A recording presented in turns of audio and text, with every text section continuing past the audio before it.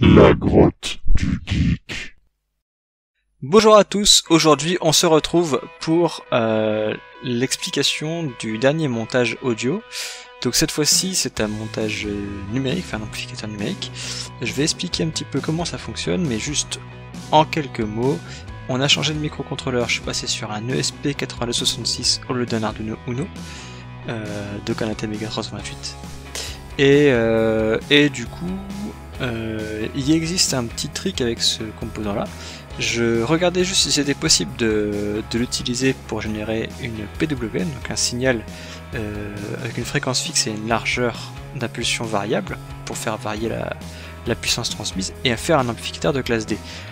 Et en fait lui il n'est pas capable de le faire. Par contre il y a des gens qui ont trouvé une astuce qui est vraiment pas mal, et c'est ce que je vais décrire un petit peu, pour pouvoir générer justement un espèce de signal qui ressemble à ça et qui ressemble en fait à un amplificateur de type Sigma Delta. Et je vais expliquer aussi ce que c'est juste après. Mais avant tout ça, je vais vous rafraîchir la mémoire avec une petite écoute de ce que ça donne au niveau du son. Donc cette fois-ci c'est un fichier MP3 qui est à l'intérieur du microcontrôleur et on le joue avec le haut-parleur.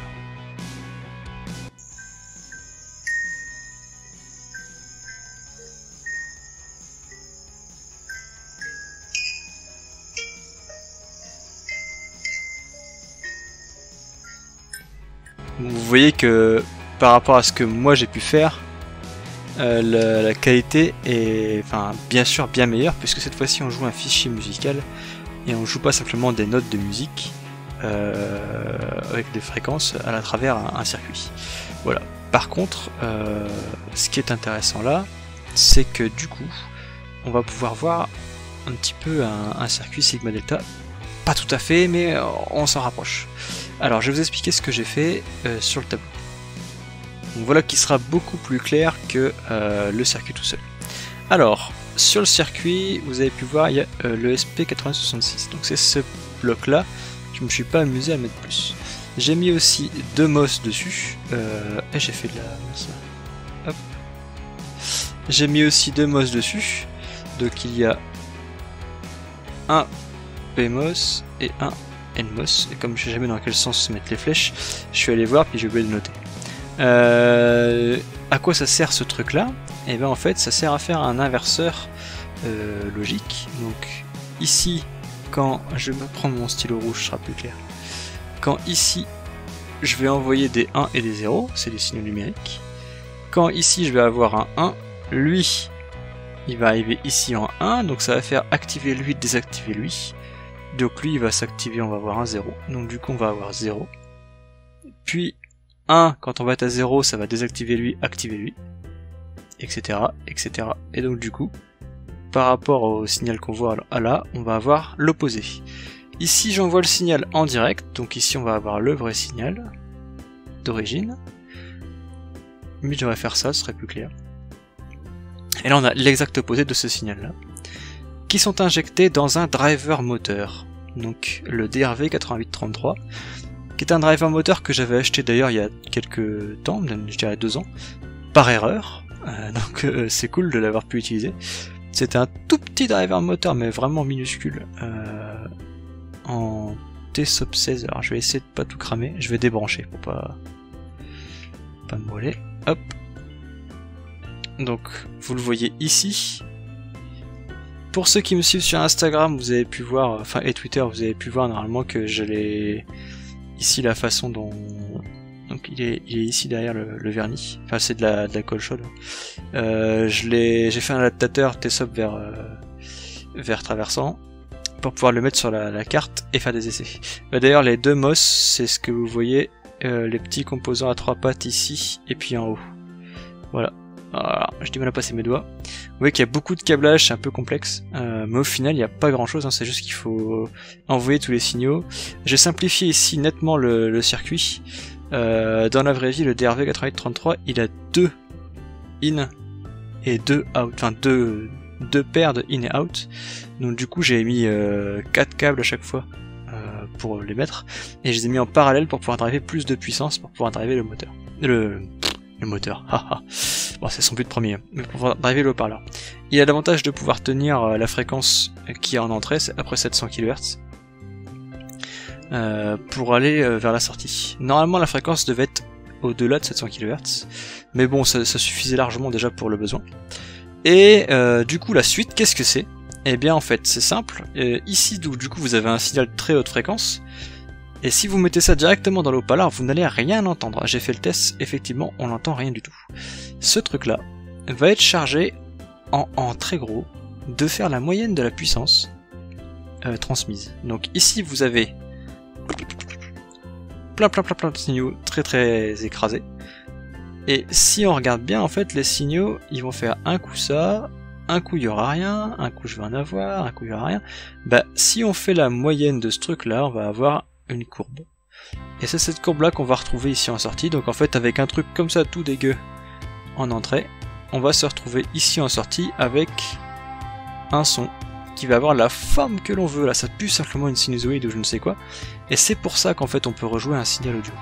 Le petit trick justement que je voulais dire, c'est que j'ai trouvé une librairie audio qui permet d'utiliser la sortie de l'ESP directement comme si, enfin pour générer directement ce signal là, qui normalement n'est pas généré par l'ESP lui-même mais par un autre composant qu'on appelle le DAC, le Digital to Analog Converter, donc le convertisseur numérique analogique ou CNA en français. Ah, vous voyez pas, c'est pas dans le même endroit.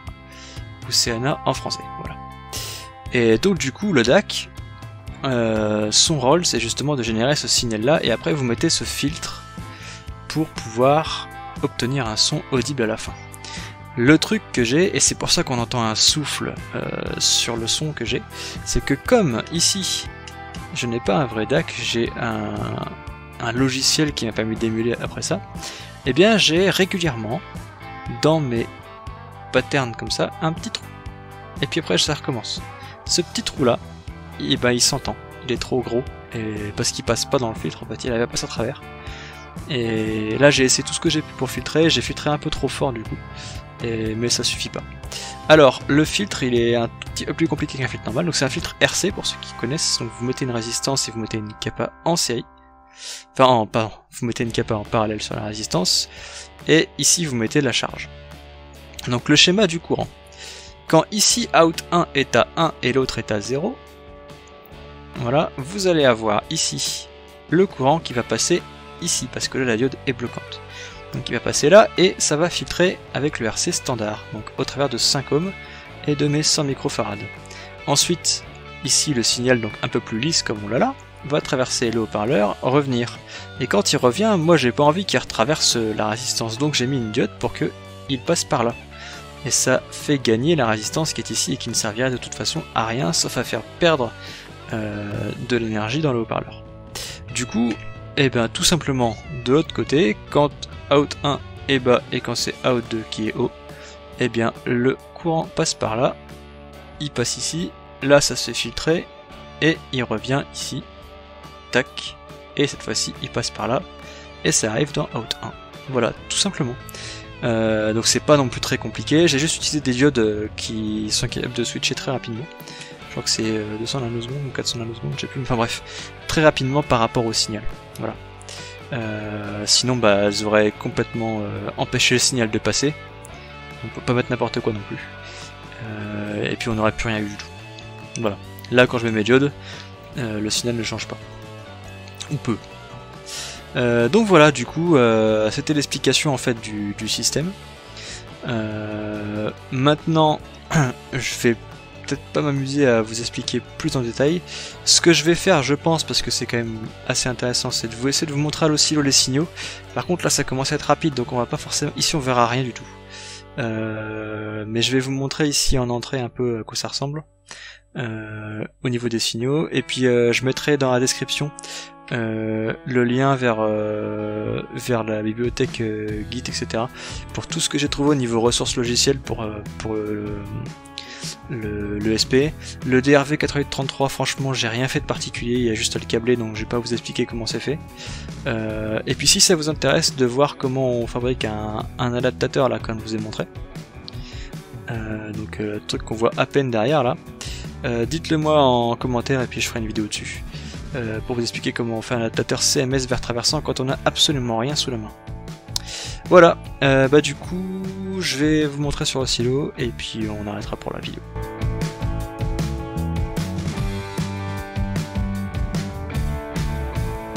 Voilà, du coup j'ai branché le générateur, donc ce que vous voyez ici, c'est la génération des signaux. Donc du coup, en jaune, vous voyez le signal d'entrée et en bleu le signal qui a été inversé. Donc vous voyez ici, il y a un petit décalage entre les deux.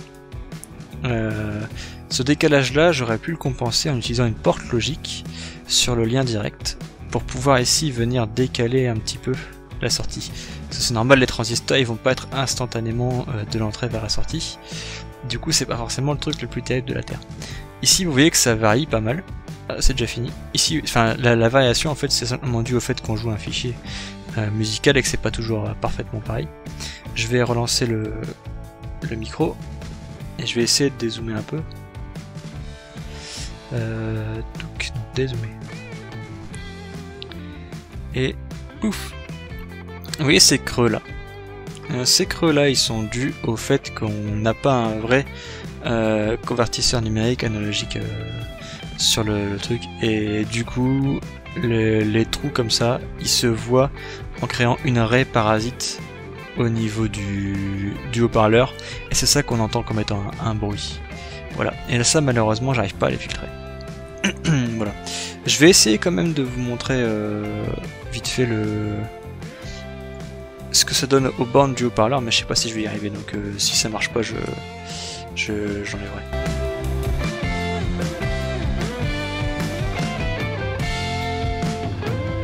Voilà, donc là vous pouvez voir un peu la forme du son qu'il y a, et vous voyez que toutes les raies parasites qu'on voit là, les grandes raies, en fait c'est ça qu'on entend comme étant le son, et c'est ça qui devrait pas être présent et qui est présent uniquement parce qu'en fait je n'arrive pas à filtrer assez efficacement le signal.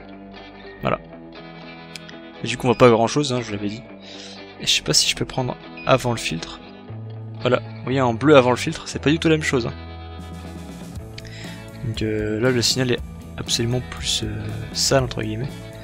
Ah bah j'ai bleu avant filtre et jaune après filtre. Donc c'est vraiment pas du tout la même chose. Hein. Vous voyez que le filtre enlève toutes les perturbations. Par contre les grosses perturbations là il n'arrive pas à les enlever, elles restent présentes. Voilà. Bah du coup c'est tout pour ça, cette vidéo je pense. Donc je vous expliquais un petit peu ce que c'était qu'un